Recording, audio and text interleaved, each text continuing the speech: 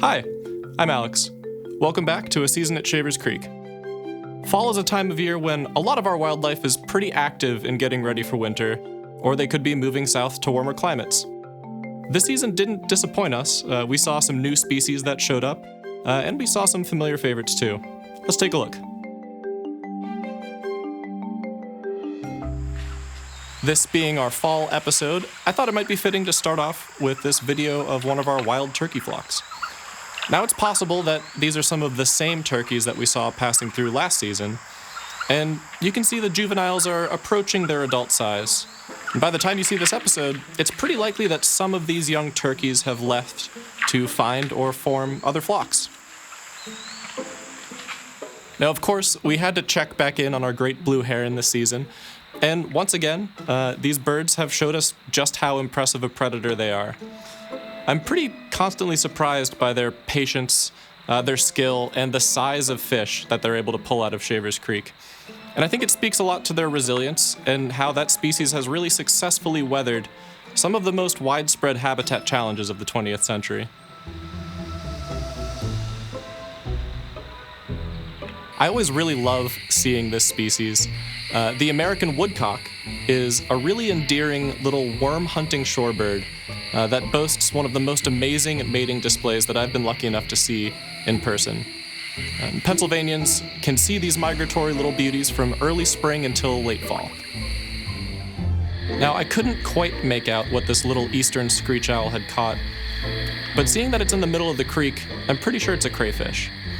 Despite their name, this owl species doesn't really screech, but they do have a couple of calls. One kind of sounds like a trilling whistle, and the other one sounds a lot more like a whistled horse whinny.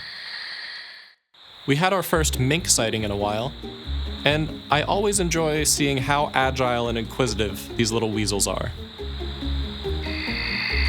We had a few black bear sightings this fall. There's quite a few bears that live in the surrounding forests, but we pretty rarely see them because they try pretty hard to avoid human interaction. I was impressed by the antlers on this 10-point buck that passed through our meadow.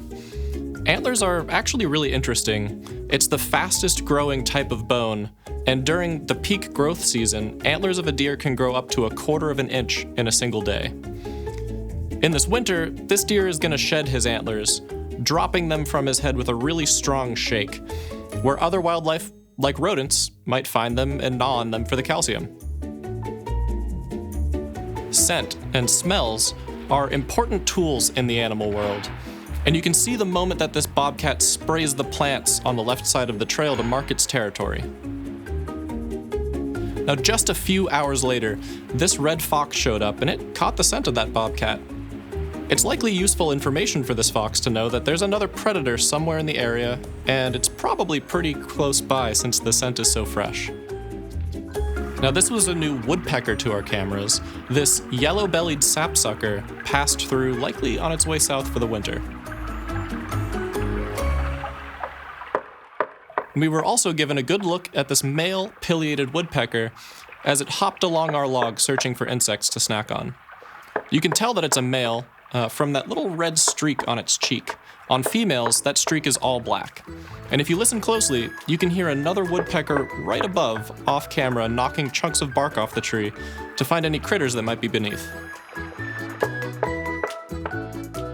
This belted kingfisher dropped its catch, but luckily the log was there to save its meal.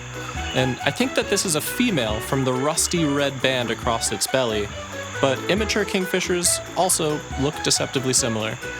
Either way, it's a great look at a really skilled hunter at work. Belted kingfishers are known to stun or dispatch their prey by smacking them off of whatever they're perching on. I think that this kingfisher was probably looking to remove the claws of the crayfish so that it would go down a little bit more smoothly. Now, at first, this might look like a black vulture, but it's actually an immature turkey vulture who doesn't yet have its red head. When it spreads its wings, you can see underneath it's got silvery white feathers that extend all the way across the bottom half of both wings, where on black vultures, it's only the feathers at the very tips of the wings that are white. Now, we used a different view of the same log to give us this look at a porcupine waddling across. Porcupines rely mainly on their senses of smell, touch, and hearing for navigation. Because their eyesight, it's not very good. But this porcupine kind of shows that as it's walking across, it walks right into a leftover branch stub that's right in its path. This was one of the first times that we've seen gray foxes on our cameras, and these foxes are often a little bit smaller than red foxes, and they're actually the only wild canid in North America that's able to climb trees. We had another barred owl sighting this season, and again, it looks like it's holding something in its beak, but it's a little bit too close to the camera to make out what it caught. These stealthy predators, they live all around the wetlands at Shavers Creek, but they're pretty rarely observed during the daytime. I'm looking forward to hearing their calls at night, which usually ramp up a lot during their mating season, which at Shavers Creek, we might hear as early as Valentine's Day. Thanks for joining us for another exploration of fall at Shavers Creek. I hope you enjoyed our wildlife as much as I have this season. Keep an eye on our website for what we have upcoming, and we'll see you next time.